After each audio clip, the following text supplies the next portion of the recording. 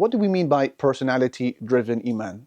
What I mean by personality-driven Iman is Iman that is connected to personalities as opposed to Iman that is tethered on Allah. Yeah, Iman that is attached to representatives, to personalities as opposed to Allah subhanahu wa ta'ala himself. Therefore, when this person is the subject to a fake or a real scandal, many people's Iman drop with it accordingly, because their Iman was focused on the wrong thing. Does that make sense? So we're always very busy telling the non-Muslims, right, in our da'wah to differentiate between Islam and the Muslims. You've used that line before. Hey guys, don't judge Islam by the Muslims. Islam is perfect, but Muslims who are the carriers, they are imperfect. There's a difference between the two. But we can sometimes fall guilty of doing that ourselves in our own circles. We're just as vulnerable of this concept.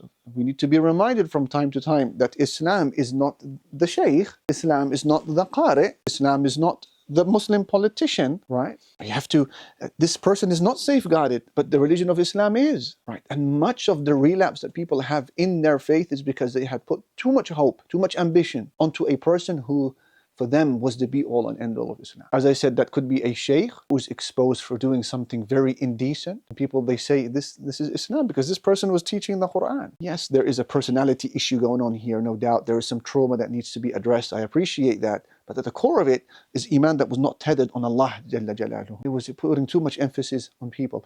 And that's why the Quran was preparing the Muslims very early on, that there's going to come a time when the Prophet will die. It was a preparation for them, wasn't it? The ayah where Allah says what? وَمَا مُحَمَّدٌ إِلَّا رَسُولٌ قَدْ خَلَتْ مِنْ قَبْلِهِ الرُّسُلُ. Muhammad is nothing but a messenger, sallallahu alaihi wasallam. Before him were many messengers. أَفَإِنْ مَاتَ أَوْ قُتِلْ إِنْ قَلَبْتُمْ عَلَىٰ أَعْقَابِكُمْ. So if he dies or he is killed, will you turn back on your heels? Will you relapse on your faith? Was this ayah revealed when he died, brothers? No, that ayah was revealed a long time before he died. It was a preparation for the believers that you are obsessed with the individual, no doubt, and you would sacrifice everything for him, and you love him more than your family and children and your wealth. But your ultimate obsession, your ultimate hope and ambition is Allah Jalla Jalaluhu.